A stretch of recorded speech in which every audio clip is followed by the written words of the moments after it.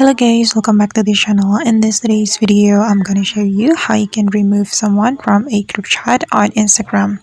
So guys, here I have already opened my Instagram application on my phone, and the first thing we're going to do is opening our Instagram group chat. So we can go to the Instagram direct message right here on the top right corner of our screen.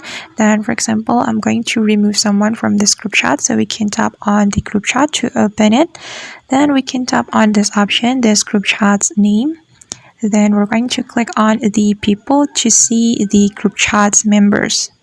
Okay, and for example, I'm going to remove this account from this group chat, so we can tap on this three dots button on the account.